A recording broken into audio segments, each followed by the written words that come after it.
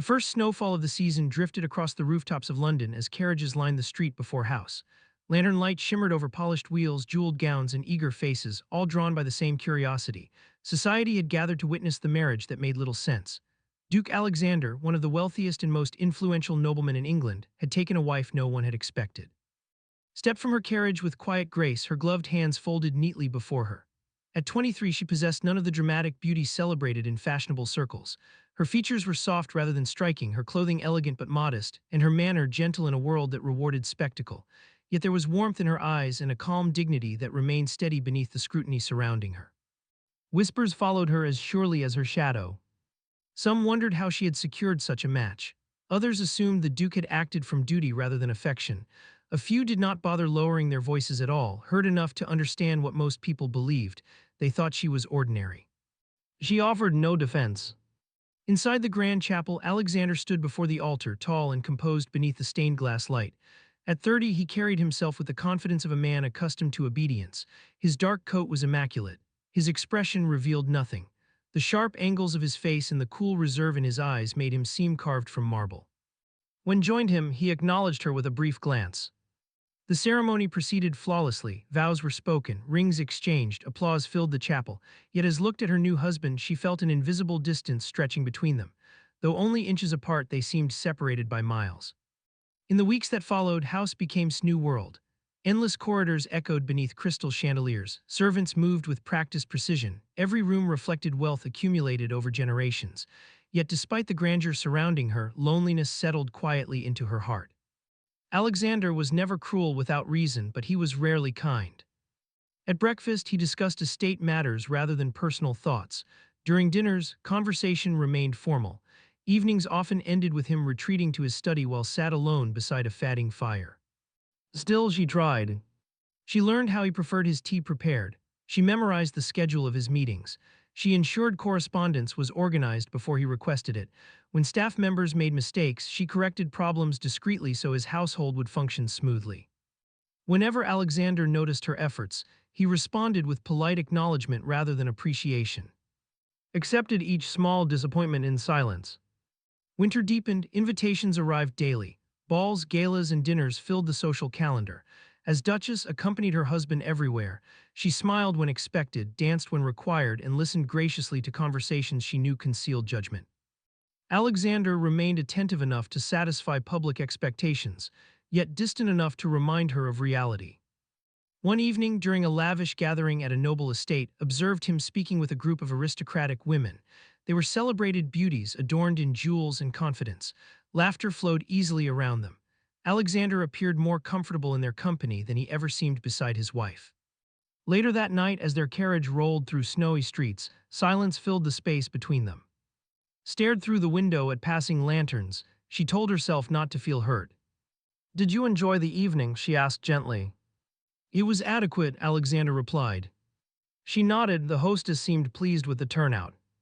"Yes." Gathered her courage, "Have I done something to disappoint you?" Alexander turned toward her. "I don't understand the question. You always seem unhappy in my presence." His gaze hardened slightly. "You concern yourself with unnecessary matters." The answer settled heavily between them. Back at house, lay awake long after midnight. Snow tapped softly against the window. She replayed every interaction she had shared with her husband, searching for mistakes. Had she spoken too much, too little, failed some expectation she could not see? The following weeks brought no improvement. Alexander remained courteous but detached, continued trying to bridge the distance separating them. The harder she worked, the more invisible she felt. Then came the winter charity banquet, one of the most prestigious events of the season. The ballroom glittered beneath enormous chandeliers. Music swelled through the air, spent the evening assisting organizers and speaking kindly with guests often ignored by society's elite. Several elderly patrons thanked her for her warmth. A young servant, overwhelmed by nerves, nearly dropped a tray, helped him recover before embarrassment could overwhelm him. From across the room, Alexander witnessed each moment. She asked for nothing, demanded nothing, yet people gravitated toward her for the first time. When the final dance ended, husband and wife returned home together. Upon entering the mansion, noticed tension in Alexander's expression. She followed him into a drawing room illuminated by a single lamp. At last she spoke, "If there is something wrong, please tell me." Alexander exhaled slowly. You wish for honesty? Yes. His eyes met hers. What followed struck with the force of a blade. You are a good woman, he said, but you are too ordinary to be my wife. Every insecurity, every whispered insult, every lonely evening seemed to gather into that single moment. Alexander watched shock pass through her eyes before she lowered them, fighting to preserve the dignity he had just shattered. Without another word, turned and walked from the room. Only after her bedroom door closed did the first tears finally fall. Alone in the darkness, she pressed trembling fingers against her mouth and made herself a promise. She would continue loving her husband, no matter how deeply he wounded her. Yet somewhere downstairs, Alexander stood motionless, strangely unsettled by the pain he had finally given a name. Spring arrived slowly in London, washing away winter's frost while leaving the chill within house untouched. Months had passed since the night Alexander called ordinary, yet the wound remained vivid beneath her composed exterior. She carried herself with the same grace, fulfilled the same duties, and greeted her husband with the same quiet respect, but something fragile inside her had changed. A portion of her heart now moved cautiously, protecting itself from further injury. She still remembered his preferences. His tea appeared exactly as he liked it. His correspondence remained perfectly organized. Every social obligation was handled efficiently, yet the hopeful warmth that had once lingered in her eyes appeared less often. In its place stood a gentle restraint that disturbed him more than open anger would have. For reasons he could not explain, he found himself watching her. He noticed how servants relaxed when she entered a room. He noticed how elderly staff members smiled at her kindness. He noticed how she listened when others spoke, offering attention that made people feel valued. None of those qualities matched society's standards of brilliance, yet they possessed a quiet power he could no longer ignore. Still, pride remained a stubborn companion. One afternoon, while dining at his club, Alexander discussed marriage with several aristocratic acquaintances. Their conversation drifted toward loyalty and affection. A cynical viscount laughed at the idea of unconditional devotion. No woman remains devoted forever, he declared. Given enough disappointment, every heart reaches its limit. The remark lingered in Alexander's thoughts. He could not believe it, her loyalty seemed unwavering. The certainty tempted him toward a dangerous curiosity. Instead of appreciating her devotion, he began wondering how strong it truly was. That curiosity became a test. Soon afterward, Alexander increased his association with Lady Victoria, a celebrated beauty whose elegance captivated London society. She was everything fashionable circles admired, charming, sophisticated, and confident. Invitations frequently placed them together, and Alexander made little effort to avoid attention. By the end of the month, drawing rooms buzzed with speculation. Guests exchanged knowing glances whenever the Duke's name appeared beside Lady Victoria. Newspapers hinted at a growing friendship. Society eagerly anticipated scandal. The comments followed her through ballrooms and gardens. Poor Duchess. The Duke clearly prefers Lady Victoria. One cannot blame him. Each remark landed like a stone against glass. Yet never responded. When questioned directly, she defended her husband with unwavering composure. She dismissed gossip as exaggeration. She protected his reputation even when others mocked her for doing so. Alexander expected confrontation. He expected tears, accusations, or wounded demands. None arrived. Her silence unsettled him. The more he watched her, the less satisfaction he found in his experiment. Rather than proving weakness, she demonstrated remarkable strength. Every insult she endured was met with patience. Every humiliation was absorbed without retaliation. She carried her pain privately while preserving the honor of the man responsible for much of it. One evening, Alexander returned unexpectedly early from a social engagement. Passing through the household offices, he discovered reviewing expense records beside an elderly steward. Candlelight flickered across stacks of papers. "You should be resting," Alexander remarked. The steward smiled warmly. "Her Grace has spent 3 hours helping us reorganize accounts, Your Grace," she insisted. Looked up. It needed attention. The steward departed, leaving them alone. Alexander studied her tired face. "Why concern yourself with matters servants can handle?" "Because they matter," she answered simply. Days later, another moment troubled him further. A young maid accidentally shattered an expensive porcelain vase. Terrified of dismissal, the girl burst into tears. Before anyone else could react, stepped forward and accepted responsibility herself, claiming she had instructed the maid improperly. The punishment became hers rather than the servant. When Alexander learned the truth, confusion replaced irritation. Why would she willingly accept blame? Why protect others at her own expense? Meanwhile, London's rumors intensified. Lady Victoria encouraged the attention. Public appearances became more frequent. Observers interpreted every interaction as evidence of romantic interest. Endured it all. But endurance was not the same as invulnerability. The breaking point arrived during a grand spring gala hosted by one of the city's most influential families.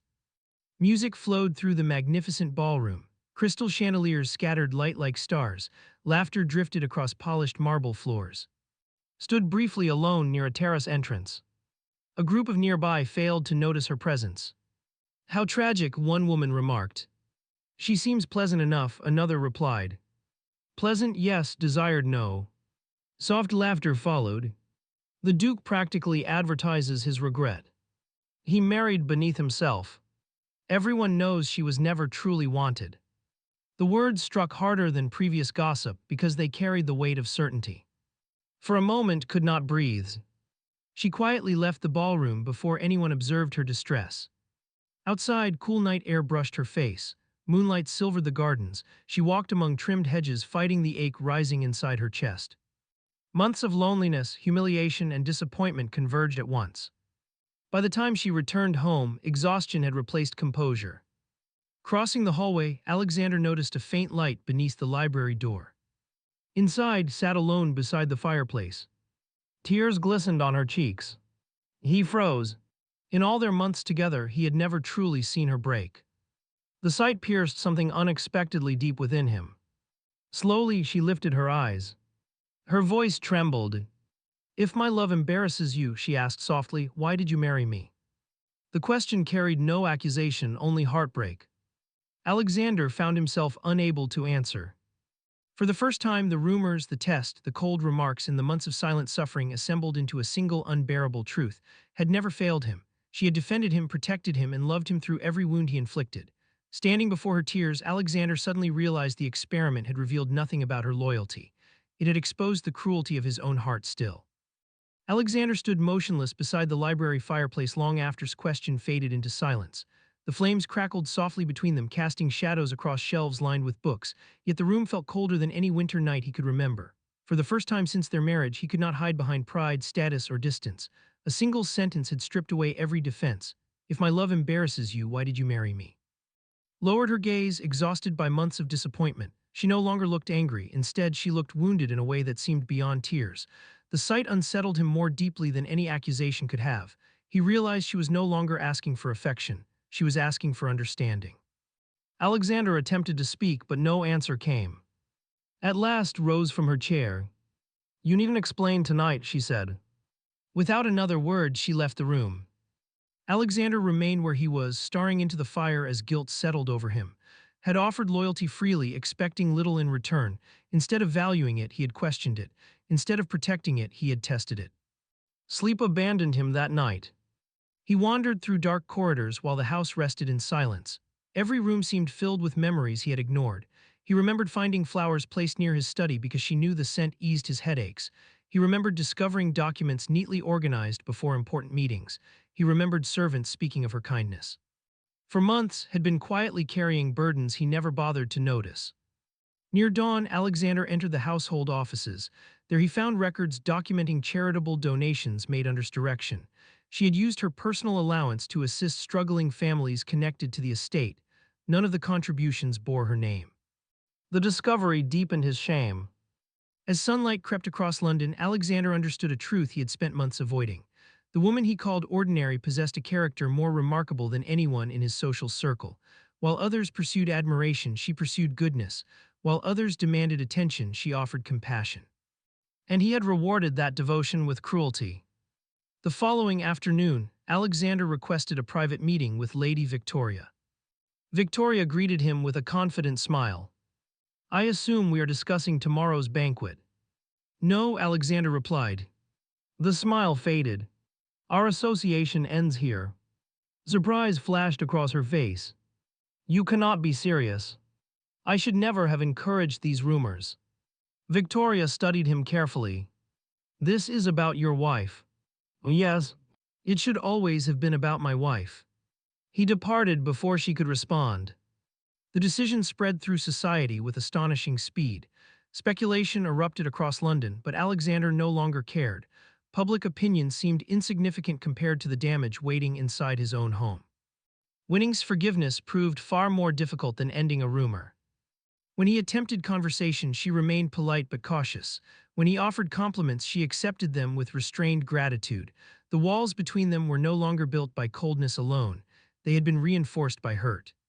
Alexander understood he deserved every inch of distance.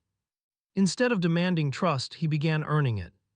He joined her during meals rather than retreating to his study. He listened when she spoke. He asked questions about her interests and remembered the answers.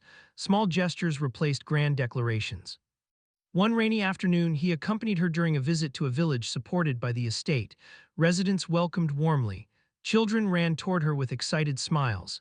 Elderly tenants greeted her as though she were family. They loved her because she had consistently chosen kindness. As the carriage carried them home through misty roads, Alexander finally voiced what had been growing inside him. "I have been a fool." Looked toward him. He continued before courage failed. "I thought strength meant guarding myself against disappointment. I thought caring less would protect me. Instead, it only hurt the person who cared most." Silence lingered. Rain tapped gently against the windows. "I never understood why you remained loyal," he admitted. A faint sadness touched her expression. "Because I loved you." The simplicity of the answer struck him harder than any criticism. Weeks later, the season's most anticipated social gathering arrived. The grand ballroom overflowed with nobility, music, and conversation, entered beside Alexander with quiet composure. Whispers followed them. People noticed the change immediately. Alexander never left her side. When introductions were made, he presented her with unmistakable pride. When conversations drifted toward gossip, he ended them firmly. Near the evening's conclusion, a prominent gentleman jokingly referenced past rumors regarding Lady Victoria. The room grew attentive. Alexander could have ignored the remark. Instead, he stepped forward. "My greatest mistake was failing to appreciate my wife," he said clearly. The ballroom fell silent. He turned toward. Emotion tightened his voice.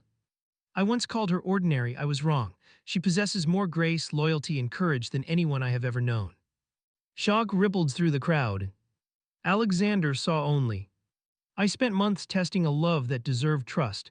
If there is honor in this marriage, it exists because of her." Tears filled eyes. Not from heartbreak this time. From relief. From recognition. From hearing the words she had waited so long to receive. When the music resumed, Alexander offered his hand. After a brief hesitation, she placed hers within it. They moved together across the dance floor while candlelight shimmered above them. The distance that once seemed impossible to cross had finally begun to disappear. Yet as rested her hand against his shoulder, she understood something important. Forgiveness had opened the door, but trust would still require time. Alexander seemed to understand it too. Even while holding her close, he treated her heart as something precious rather than guaranteed. And for the first time since their marriage began, both stepped into the future not as strangers bound by vows, but as partners willing to earn the love that had nearly been lost forever.